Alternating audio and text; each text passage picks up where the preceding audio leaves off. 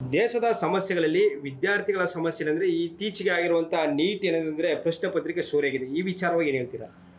ನೋಡಿ ಸರ್, ಬೆಕ್ಕಿಗೆ ಚೆಲ್ಲಾಟ, ಎಲಿಗೆ ಪ್ರಾಣ ಸಂಕಟ. ನೀವು ಇವರು ಮರುಪರೀಕ್ಷೆ ಅಂತ ಹೇಳ್ಬಿಡ್ತಾರೆ. ನಿಮಗೆ ನಿಮ್ಮ ಒಂದು ಚುನಾವಣೆ ಆಗುವ ಮೊದಲು ಬಂದು ಜನರ ಬಳಿ ಕಾಲಿಗೆ ಬಿದ್ದು ಕೈಗೆ ಬಿಗಿದ್ದು ಜನರ ಕಾಲಿಗೆಲ್ಲ ಸಿಗ್ತೀರಾ. ಆಮೇಲೆ ನಿಮಗೆ Z+ ಸೆಕ್ಯೂರಿಟಿ ಭದ್ರತೆ ಎಲ್ಲ ಬೇಕು.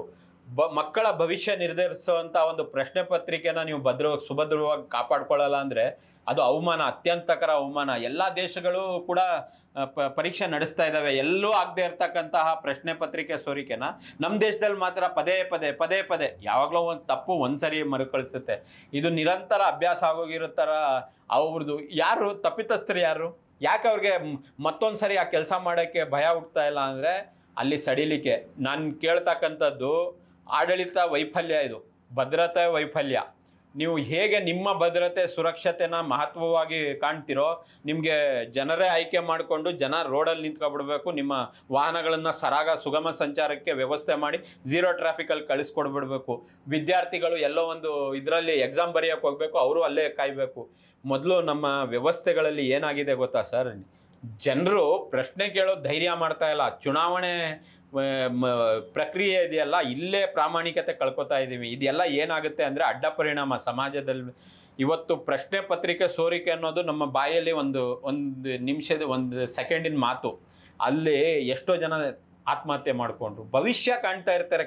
ಎಷ್ಟೋ ಜನಕ್ಕೆ ಕನಸೇ ಬದುಕು. ಅವ್ರು ಏನೋ ಆಗಬೇಕು ಅಂತಾರಲ್ಲ, ಅದೇ ಬದುಕು. ಆ ಬದುಕಿಗೆ ನಾವು ಕೊಳ್ಳಿ ಏಟಿಟ್ಟಂಗೆ ಏನು ಪ್ರಯೋಜನ ಬಂತು? ನಾವು ವಿಶ್ವಗುರು ಅಂತ ಎಲ್ಲ ಹೇಳ್ಕೊಂಡು ವಿದ್ಯಾರ್ಥಿಗಳಿಗೆ ಉತ್ತಮ ಭವಿಷ್ಯ ರೂಪಿಸ್ಕೊಡಕ್ಕೆ ಆಗ್ತಾ ಇಲ್ಲ ನಮಗೆ ಅಂದರೆ ವ್ಯವಸ್ಥೆಯ ಒಂದು ಲೋಪ ಅಲ್ವಾ ಅದು? ವ್ಯವಸ್ಥೆಗೆ ಹಿಡ್ದಿರ್ತಕ್ಕಂಥ ಅಂಗೈ ಗಾಯಕ್ಕೆ ಕನ್ನಡಿ ಬೇಕಾ ಅಂತಾರೆ, ಅಂಗೈ ಹುಣ್ಣಿಗೆ ಕನ್ನಡಿ ಬೇಕಾ ಅಂತ. ಹಿಂಗೆ ಕಾಣ್ತಾ ಇದೆ ತಪ್ಪುಗಳು, ಒಪ್ಕೊಳ್ತಾ ಇಲ್ಲ, ವ್ಯವಸ್ಥೆ ಸುಧಾರಣೆ ಮಾಡ್ಕೊತಾ ಇಲ್ಲ.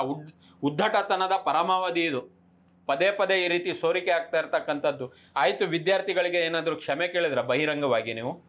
ಹಂಗಾದ್ರೆ ಅವರು ಹಗಲು ರಾತ್ರಿ ಶ್ರಮಪಟ್ಟು ಓದಿ ಕಷ್ಟಪಟ್ಟು ಜೀವನ ಕಟ್ಕೋಬೇಕು, ಭವಿಷ್ಯ ರೂಪಿಸ್ಕೋಬೇಕು ಅಂತ ಕಂಡಿರ್ತಕ್ಕಂಥದ್ದಕ್ಕೆ ಏಕ್ದಮ್ ಅದೇನೋ ಹೊಳೆಯಲ್ಲಿ ಹುಣಸೆ ಸೇರಿದಂಗೆ ನೀವು ಈ ಥರ ಮಾಡಿದರೆ ನೋಡಿ, ದೇಶದ ಘನತೆ. ಯಾವ ದೇಶ ಶಿಕ್ಷಣದಲ್ಲಿ ಸಾಧನೆ ಮಾಡಲ್ವೋ ಆ ದೇಶ ಮುಂದುವರಿಯಲ್ಲ.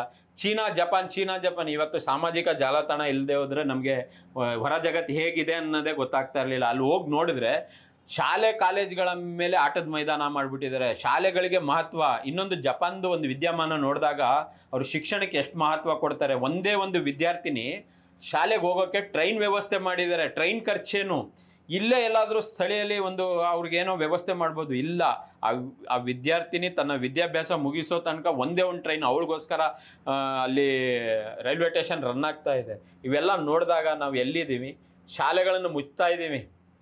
ನೀಟ್ ಪ್ರಶ್ನೆ ಇವತ್ತು ಅಷ್ಟೊಂದು ಲಕ್ಷ ವಿದ್ಯಾರ್ಥಿಗಳ ಬದುಕಿನ ಜೊತೆ ಆಟ ಆಡಿರ್ತಕ್ಕಂಥದ್ದು. ಭದ್ರತೆ ಲೋಪ. ನಿಮಗೆ ಸಾಮಾನ್ಯ ಜನರ ಬದುಕಿನ ಭದ್ರತೆ ಲೋಪನೇ ಬೇಕಾಗಿರೋದಾ? ಇವ್ರಿಗೆ ನೋಡಿ, ಇನ್ನೊಂದು ಈ ವಿಚಾರನ ನಾನು ಗಂಭೀರವಾಗಿ ಹೇಳೋಕ್ಕೆ ಬಯಸ್ತೀನಿ. ಯಾಕೆ ಗೊತ್ತಾ? ಒಬ್ಬ ಸಾಮಾನ್ಯ ಜನ ರೋಡಲ್ಲಿ ಆಕ್ಸಿಡೆಂಟ್ ಆದರೆ ಸಾವೇ. ಇವ್ರಿಗಾದ್ರೆ ಸ್ಪಾಟಲ್ಲಿ ಹೆಲಿಕಾಪ್ಟರ್ ಬಂದು ವಿದೇಶಕ್ಕೆ ಹೋಗಿ ಚಿಕಿತ್ಸೆ ಪಡೀತಾರೆ. ಯಾರು? ಜನಪ್ರತಿನಿಧಿ. ಯಾರಿಗೆ ಬೇಕಾಗಿದ್ದು ಸವಲತ್ತು? ಇವತ್ತು ಬೆಂಗಳೂರು ಮೈಸೂರು ಹೆದ್ದಾರಿ ಕಟ್ಟಿದ್ದಾರೆ. ಎಲ್ಲಾದ್ರೂ ಒಂದು ಆಸ್ಪತ್ರೆ ಇದೆಯಾ? ಆಕ್ಸಿಡೆಂಟ್ ಆದರೆ ಆ ಕಡೆ ಬೆಂಗಳೂರಿಗೆ ಹೋಗ್ಬೇಕು, ಮೈಸೂರಿಗೆ ಬರಬೇಕು. ಜೀವ ಉಳಿಸ್ಕೊಳ್ಳೋಕ್ಕೆ ವ್ಯವಸ್ಥೆ ಮಾಡಿದ್ದೀರಾ? ಇವೆಲ್ಲ ವೈಜ್ಞಾನಿಕ ಅಭಿವೃದ್ಧಿಗೆ ಒತ್ತು ಕೊಡ್ತಾ ಇಲ್ಲ, ಪರಿಸರಕ್ಕೆ ಒತ್ತು ಕೊಡ್ತಾ ಇಲ್ಲ. ಮಕ್ಕಳ ಪರೀಕ್ಷೆಯ ವಿಚಾರದಲ್ಲಿ ನಾವು ಸೀರಿಯಸ್ ಆಗಿಲ್ಲ. ಇನ್ನು ಯಾವ ವಿಚಾರದಲ್ಲಿ ಏನು ಮುಂದುವರೆದ್ರೆ ಏನು ಪ್ರಯೋಜನ? ಉತ್ತಮ ಬಟ್ಟೆ ಹಾಕ್ಕೊಂಡ ತಕ್ಷಣ ಆರ್ಥಿಕತೆಯಲ್ಲಿ ಇದಾಗ್ಬಿಟ್ರೆ ಆರೋಗ್ಯ, ಶಿಕ್ಷಣ ಇವೆಲ್ಲ ಮಹತ್ವವಾದಂಥದ್ದು.